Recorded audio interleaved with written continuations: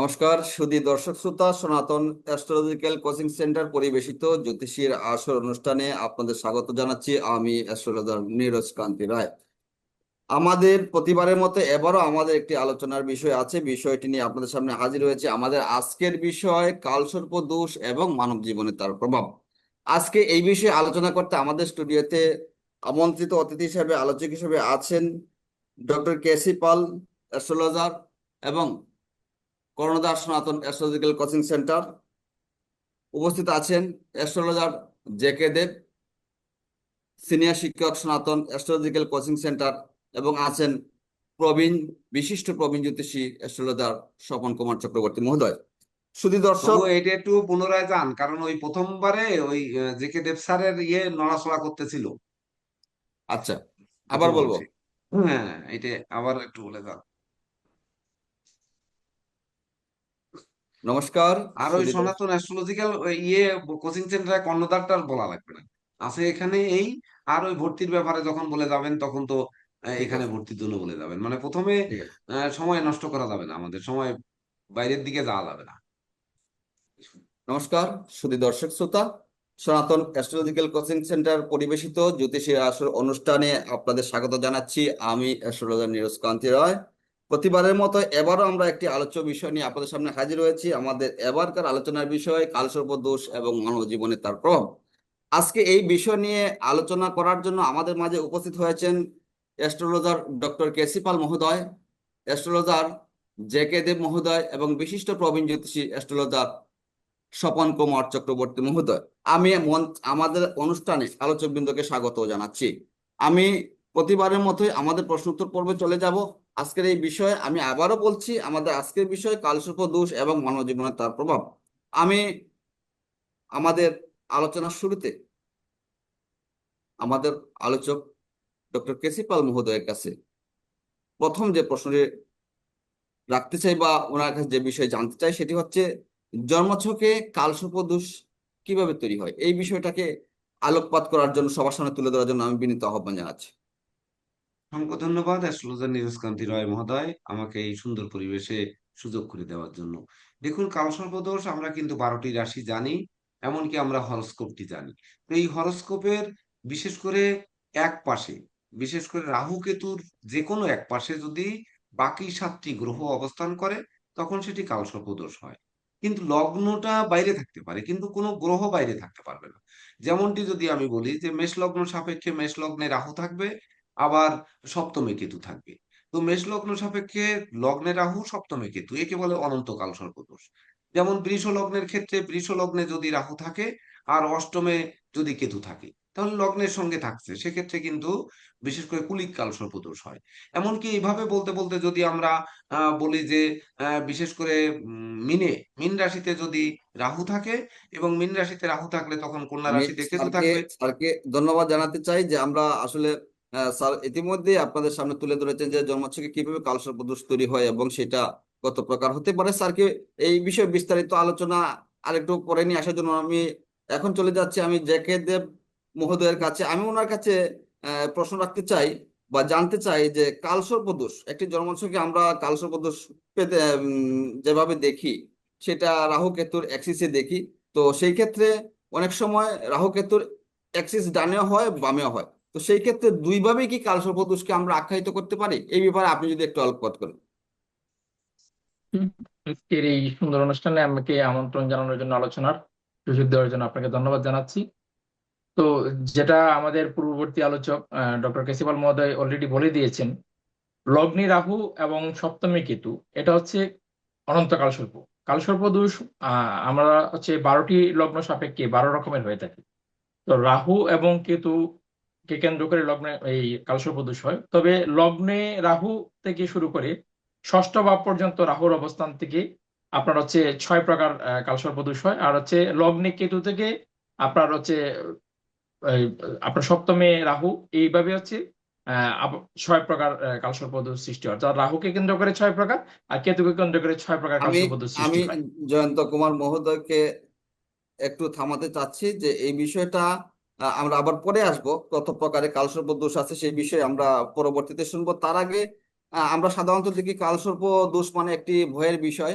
সাধারণত এই বিষয় নিয়ে আমরা জ্যোতিষী যখন শরণাপন্ন হই তখনই বেশিরভাগ ক্ষেত্রে এই ব্যাপারে জাতক বা জাতিকাকে ভয় দেখানো হয়। আমি একটু স্বপন কুমার চক্রবর্তী মহোদয়ের কাছে জানতে চাই যে কালসর্প দোষ কি শুধু মানব জীবনে শুভ প্রভাব বা অশুভ প্রভাবই দেয়, তার কি কোনো শুভ প্রভাব নেই?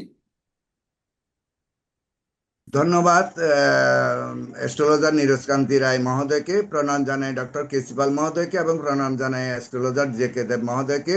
শুধু দর্শক শ্রোতা দেখতে থাকুন জ্যোতিষের আসর, আশা করি এখান থেকে আপনারা অনেকেই উপকৃত হবেন। স্যার, আপনি যে প্রশ্নটা করছেন যে কিভাবে কালসর্প দোষের অশুভ, প্রশ্নটা কি আরেকবার বলবেন স্যার? হ্যাঁ, আমি বলতে চাচ্ছি সবাই তো অশুভ অশুভ বলে, তার কি কোনো শুভ প্রভাব নেই কিনা? আমি অবশ্যই আছে স্যার, আমি আপনার প্রশ্নের উত্তরে সরাসরি চলে যাচ্ছি। অবশ্যই শুভ প্রভাব আছে।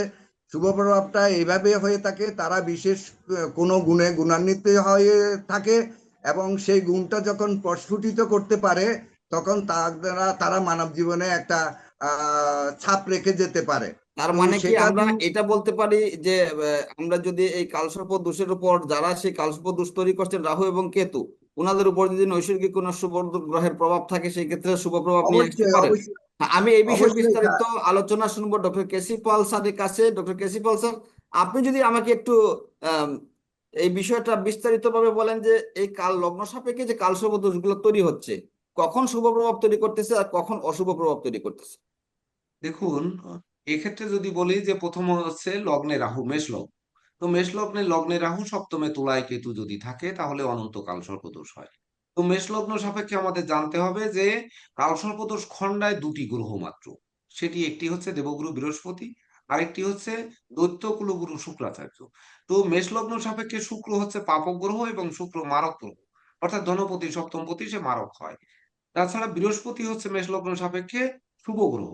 তো এই বৃহস্পতি যদি বিশেষ করে রাহু দৃষ্ট হয়, মানে রাহুর উপরে দৃষ্টি থাকে, এমনকি বিশেষ করে এর ভাগ্যভাবে, বিশেষ করে মেষ লগ্ন সাপেক্ষে যে অনন্ত কালসর্প দোষ হচ্ছে তার ভাগ্যভাবে, কর্মভাবে বা আয়ভাবে বা ধনভাবে যদি বৃহস্পতি দৃষ্ট হয় বা বৃহস্পতি অবস্থান করে, তখন দেখা যাচ্ছে এই কালসর্প দোষের কুপ্রভাব কিছুটা কমে।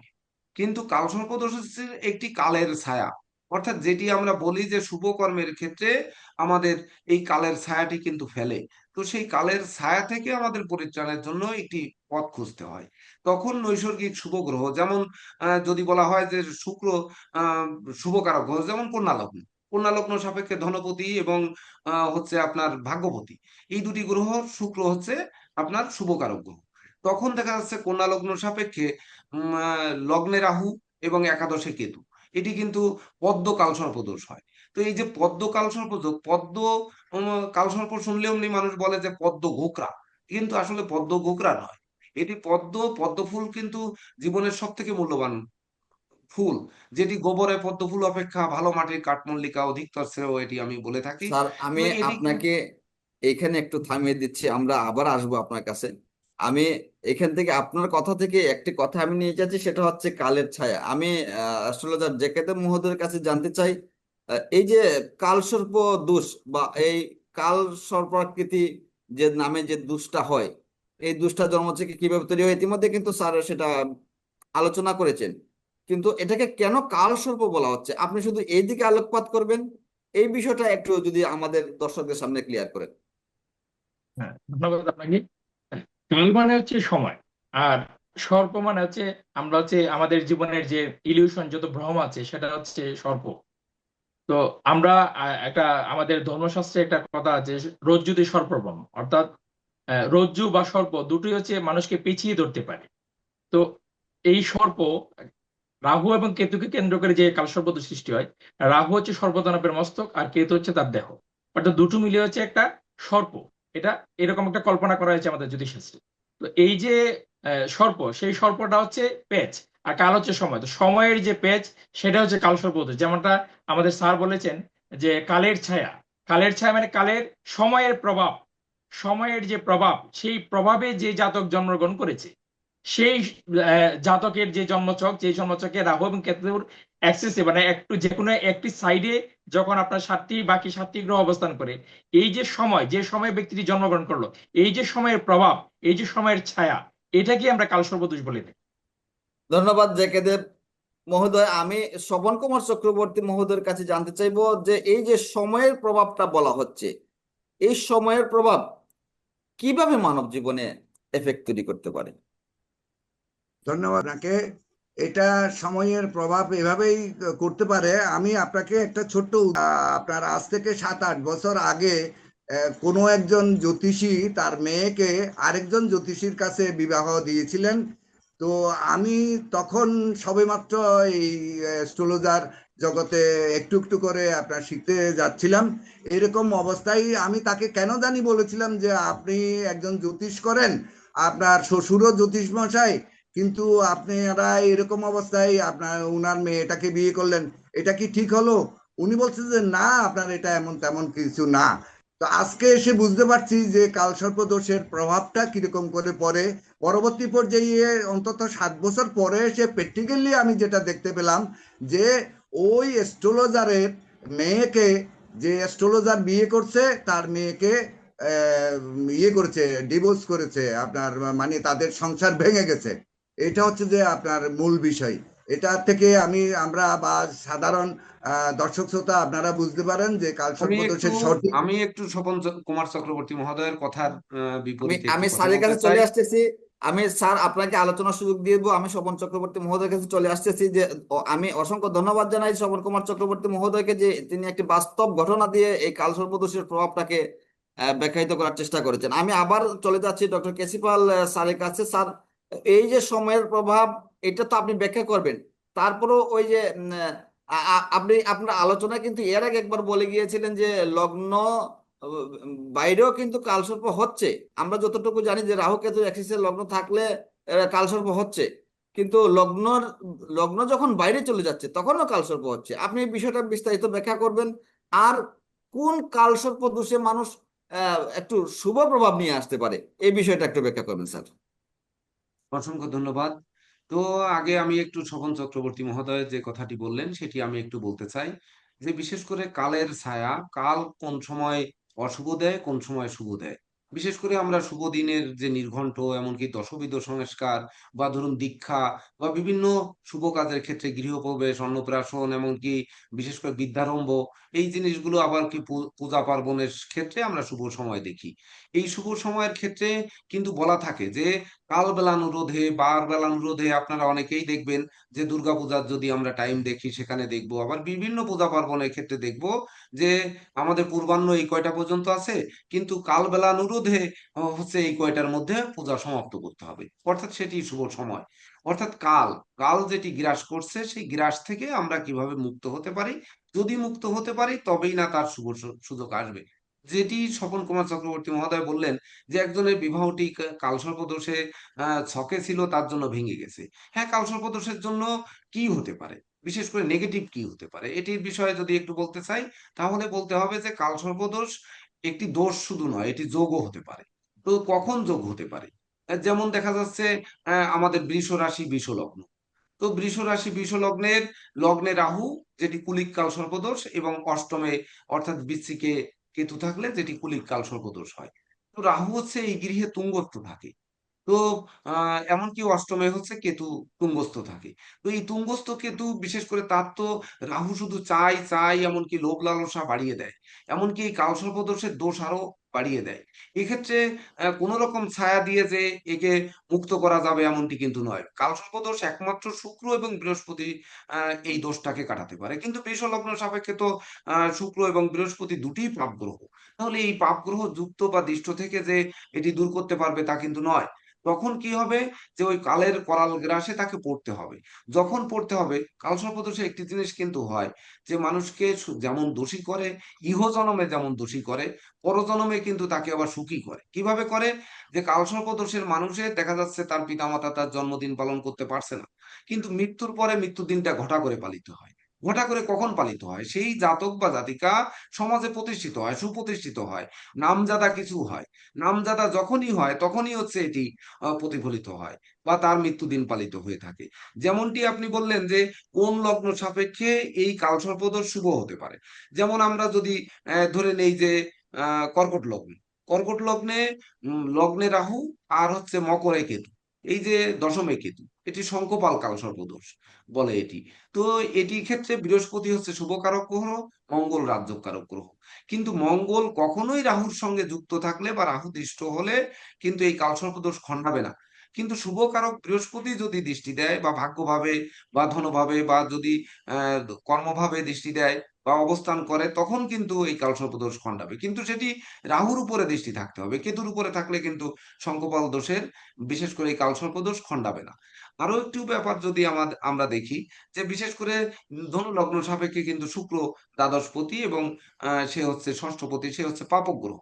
তাহলে শুক্র হচ্ছে শান্তির কারক, শুক্র সুখের কারক, শুক্র হচ্ছে জীবনী শক্তির কারক।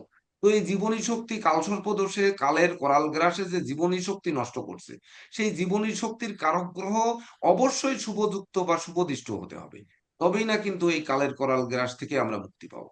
এখানে যদি দৈব আর ভাগ্য বা কর্ম পুরস্কার এবং ভাগ্যকে যদি নিয়ে আসি, তাহলে সবার আগে হচ্ছে কর্ম এবং পুরস্কার দুটোকেই দেখতে হবে। আমার ভাগ্য যেমন থাকতে হবে, তেমনি কর্মও থাকতে হবে।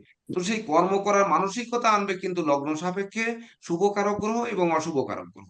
স্যার, তবে এক আমি কথায় আমি যদি আপনার কাছে আবার ফিরবো স্যার। আমি একটু জেকে দেব মহোদয়ের কাছ থেকে একটা বিষয় জেনে আসতে চাই। আমরা কিন্তু স্যারের আলোচনা জানতে পেরেছি যে ইহকাল এবং পরকাল বা পরজনম। তো আপনি কি মনে করেন যে এই কালসর্প দোষের সাথে আমাদের পূর্বজন্মের কোনো যোগাযোগ আছে? যদি যোগাযোগ থেকে থাকে তাহলে বিষয়টা কিরকম, আপনি যদি একটু ব্যাখ্যা করেন। এখানে একটা বিষয় হচ্ছে, আপনার অ্যাস্ট্রোলজি যদি আপনি বিশ্বাস করেন, তাহলে আপনাকে পূর্বজন্মের যে রেজাল্ট সেটা বিশ্বাস করতে হবে। কারণ অ্যাস্ট্রোলজিতে পূর্বজন্মের রেজাল্টের বাহক হচ্ছে রাহু এবং কেতু। রাহু এবং কেতু যে ভাবে বসে থাকে, সেই ভাব সম্পর্কিত বিষয়ে ব্যক্তির পূর্বজন্মের ঋণ থাকে, সেই ঋণটাকে এই জন্মে পরিশোধ করতে হয়। এখন যাদের কালসর্প দোষ আছে, যাদের জন্মছকে, তারা হচ্ছে সেই ব্যক্তির, আপনার হচ্ছে পূর্বজন্মের ঋণটা একটু বেশিই থাকে। অর্থাৎ তার হচ্ছে সেই ভাবের যে ঋণ আছে সেটা তো আছেই, অন্যান্য গ্রহেরও সেই ঋণটা থাকে। আর আমরা জানি রাহু এবং কেতু হচ্ছে প্রকৃতপক্ষে আমাদের দ্বাদশ রাশি চক্রে কোনো ভাবের অধিপতি নয়। কিন্তু রাহু এবং কেতু হচ্ছে অনেকটা এজেন্টের মতো। আমরা যেমন বিভিন্ন আপনার হচ্ছে বিভিন্ন কোম্পানি, ওষুধ কোম্পানি বলেন, কসমেটিক্স কোম্পানি বা বিভিন্ন কোম্পানি যেমন এজেন্ট নিয়োগ দেওয়া হয়, তেমনি ভাবে রাহু এবং কেতু হচ্ছে ওই ভাবের এজেন্ট। সে যেভাবে বসে থাকে, সে ভাবটাকে রিপ্রেজেন্ট করে, সেটাকে একটু ভারিয়ে তুলে, সেটাকে বৃদ্ধি করে, সেটার হচ্ছে গুণাগুণ প্রসারের মাধ্যমে এটাকে বৃদ্ধি করে দেয়। তো এখন এই যে রাহু এবং কেতু ভাবের এজেন্ট, না, সে হচ্ছে ভাবটাকে বৃদ্ধি করে দিল। তো ভাবটাকে বৃদ্ধি করে দিলে, আপনার যেহেতু আপনার সর্পের পেছের মধ্যে আছে, সর্প মানে হচ্ছে কি, মানে এক ধরনের একটা বিষক্রিয়া। যখন আপনি সর্প পেছিয়ে দেবে, তখন আপনার যদি অজগর আপনাকে পেছিয়ে ধরে, তাহলে আপনি কি হাড় ভেঙে দেবে। আবার যদি আপনাকে গোকরা সাপ পেছিয়ে ধরে, তার মানে আপনাকে ছোবল দেবে। তো যেভাবেই হোক, মানে গোখরাই ধরুক আর অজগরই ধরুক, সেটা হচ্ছে বিষক্রিয়ার মধ্যে দিয়ে আপনাকে যেতে হবে।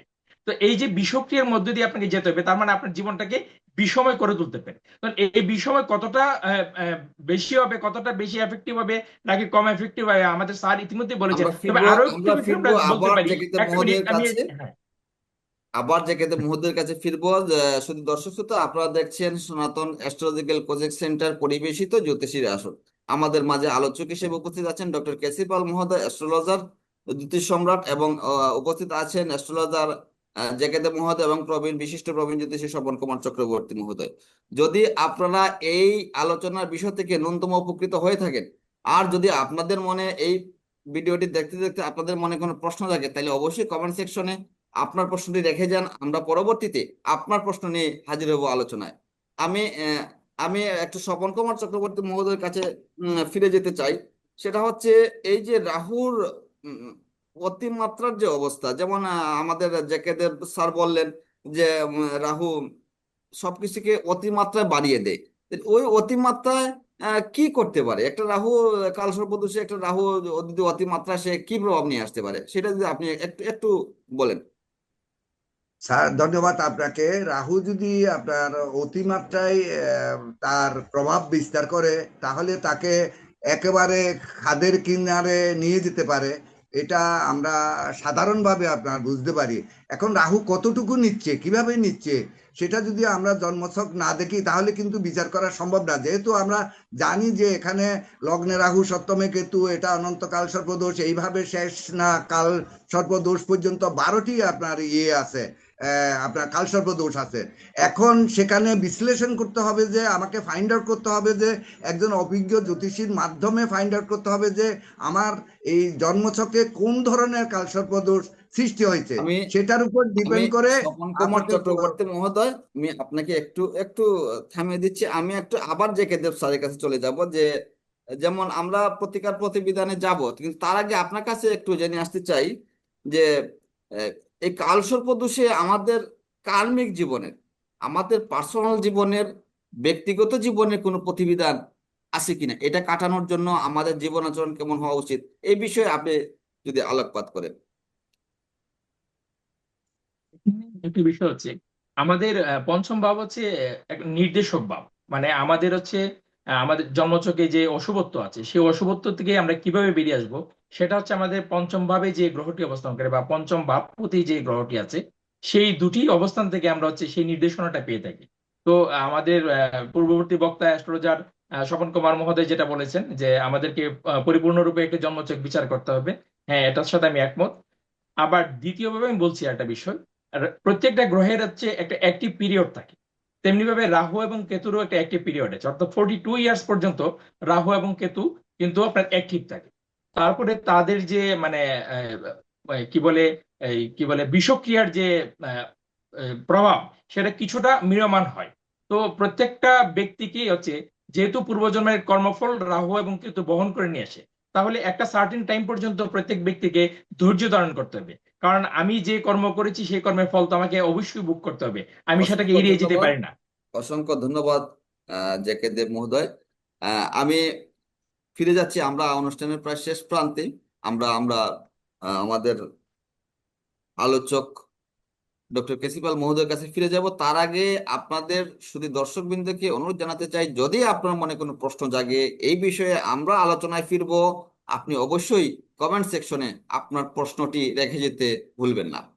স্যার, আমি আপনাকে যে বিষয়টি, এখন আমরা সামগ্রিক আলোচনা এবং শেষ আলোচনায় চলে যাব, যে প্রতিকার প্রতিবিধান, কালসর্প দোষ থাকলে কিভাবে প্রতিকার প্রতিবিধান হতে পারে, এবং একজন জাতকের জীবনে যে অশুভ প্রভাবগুলো আছে সেই অশুভ নিবারণে আমাদের মানব জীবনে কোন কোন দিকে এই অশুভ প্রভাব বিস্তার করলে জাতক আহ বা জাতিকা যাই বলি না কেন আমরা, সে কোন ধরনের এফেক্ট পেতে পারে জীবনে, সেটা একটু উল্লেখ করবেন। আর প্রতিকার প্রতিবিধানে আসলে আমাদের কালসর্প দোষের জন্য কি করা উচিত, যদি আপনি বিষয়টা নিয়ে একটু আমাদের দর্শকদের উদ্দেশ্যে বলেন।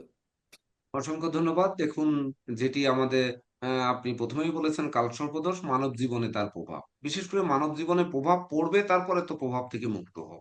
তো প্রথমেই আমি বলেছি যে ছায়া কিন্তু আমাদের জীবনে রেখাপাত ফেলবে, সেটি কালের ছায়া। তো কালের ছায়া যদি আমরা একটু দেখি আর একটু ডিপ ভাবে যদি আমরা যাই, যে রাহু বৃষ রাশিতে তুঙ্গস্থ হয়, মতান্তরে মিথুন রাশিতে তুঙ্গস্থ হয়, আর মূল ত্রিকোণ থাকে কুম্ভ রাশিতে। ধরুন কুম্ভ রাশির কথা যদি বলি, যে যাদের বিশেষ করে রাশির একাদশে আহ, রাহু এবং পঞ্চমে কেতু যদি থাকে, তাহলে তখন বিষধর কালসর্পদোষ বলে। কিন্তু কুম্ভে রাহু কিন্তু তার মূল ত্রিকোণ এবং নিত্যরত জায়গা। তো সেটি যদি আপনার লগ্ন সাপেক্ষে একাদশে হয়, মেষ লগ্ন সাপেক্ষে একাদশে রাহু, অর্থাৎ আহ প্রাপ্তির জায়গায়, প্রত্যাশার জায়গায়, তাহলে কি আমি ভালো কর্ম পাবো না, ভালো বিশ্ববিদ্যালয়ে পড়তে পারবো না, ভালো স্কুলে পড়তে পারবো না, মনের মতো রেজাল্ট করতে পারবো না, এমনকি আমি কর্মস্থলে স্বস্তি পাবো না, ব্যবসা বাণিজ্য করতে গিয়ে আমার প্রিয় ব্যবসাটাই আমি পাবো না, এমনকি আমি সন্তান পেলাম কিন্তু সেই সন্তান আমার মনের মতো হলো না।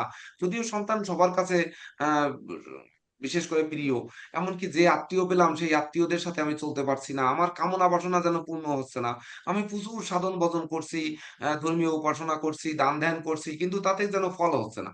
মানে আমার প্রাপ্তি আর আমার যেটি প্রত্যাশা করছি সেটি পূর্ণ হচ্ছে না। এমনকি একটি বাহন কিনছি, সেটি ঘন ঘন নষ্ট হচ্ছে, একটি ল্যাপটপ কিনছি, সেটি নষ্ট হচ্ছে, মোবাইল কিনলাম, সেটি ভালো সার্ভিস দিচ্ছে না। এটি কিন্তু এই কালের করাল গ্রাসে কিন্তু ঘটে। অর্থাৎ একাদশে যখনই রাহু থাকবে, লগ্ন যদি মেষ হয় বা যে কোনো লগ্ন সাপেক্ষে যদি একাদশে রাহু থাকে, তাহলে সেটিকে বিষধর কালসর্পদোষ বলা হয়। তো এই বিষধর কালসর্পদোষ বিশেষ করে বিষব ক্রিয়া সৃষ্টি করবে মনের মধ্যে।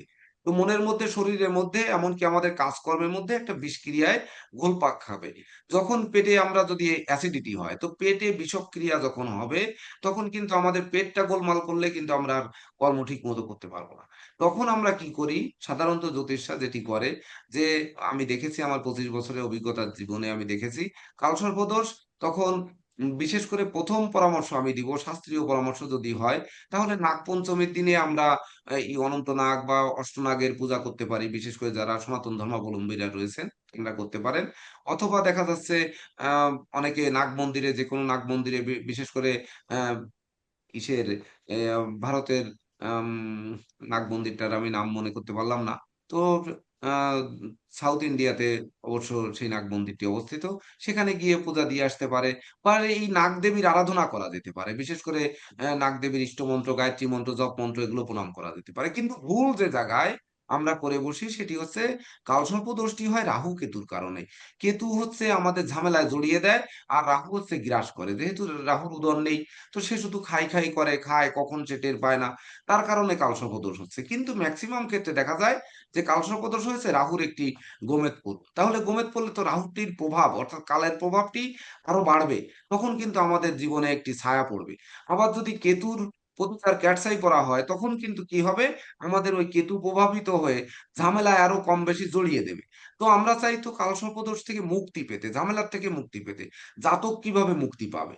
তখন আমাদের দেখতে হবে যে লগ্ন সাপেক্ষে বৃহস্পতিকে, শুক্রকে, বিশেষ করে তাকে ঢাক দেওয়ার জন্য, বিশেষ করে প্রভাবিত হচ্ছে রাহু এবং কেতু, তাদের প্রভাবকে কিভাবে দমন করা যায়, সেই দমন করার তার একমাত্র বৃহস্পতি শুক্রকে দিয়েই সম্ভব, অন্য কোনো গ্রহকে দিয়ে কালসর্পদোষ দমন করা সম্ভব নয়।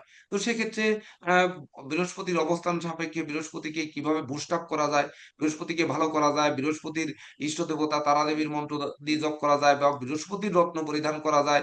এমনকি শুক্র যদি লগ্ন সাপেক্ষে পাপ না হয়ে থাকে, ক্ষতিকারক না হয়ে থাকে, ষষ্ঠ অষ্ট দ্বাদশে না থেকে থাকে, তাহলে শুক্রের প্রতিকার দিয়েও কিন্তু এই কালের করাল গ্রাস থেকে মুক্তি পাওয়া যায়, অর্থাৎ শান্তি অসংখ্য আমি যেটি ধন্যবাদ পাবো স্যারকে। সেটি। হ্যাঁ, স্যারকে অসংখ্য ধন্যবাদ। শুধু দর্শক শ্রোতা, আপনারা দেখছেন জ্যোতিষীর আসর, সনাতন অ্যাস্ট্রোলজিক্যাল কোচিং সেন্টার পরিবেশিত জ্যোতিষীর আসর। প্রতি পর্বে থাকবে নতুন নতুন বিষয়ে আলোচনা, আর আমাদের মাঝে থাকবে নতুন নতুন আলোচক, কিংবা এই আলোচক বিন্দু আলোচনা করবেন আপনার মনের মতো বিষয়টি। যদি আপনি আপনার মনে কোনো প্রশ্ন জেগে থাকে, অবশ্যই কমেন্ট সেকশনে আপনি আপনার প্রশ্নটি রেখে যান।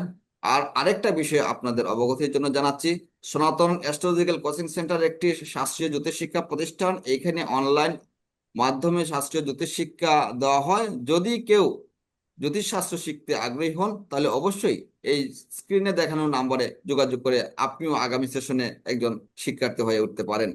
আমি আজকের এই অনুষ্ঠানে সময় দেওয়ার জন্য আমাদের আম, আলোচকবৃন্দ যিনি আছেন, অ্যাস্ট্রোলজার ডক্টর কেসি পাল মহোদয়, অ্যাস্ট্রোলজার জ্যাকেদেব মহোদয় মহোদয় এবং অ্যাস্ট্রোলজার স্বপন কুমার চক্রবর্তী মহোদয়কে অসংখ্য ধন্যবাদ জানাই আজকে দর্শকদের উদ্দেশ্যে ওনাদের মূল্যবান মতামত এবং পরামর্শ ব্যক্ত করার জন্য।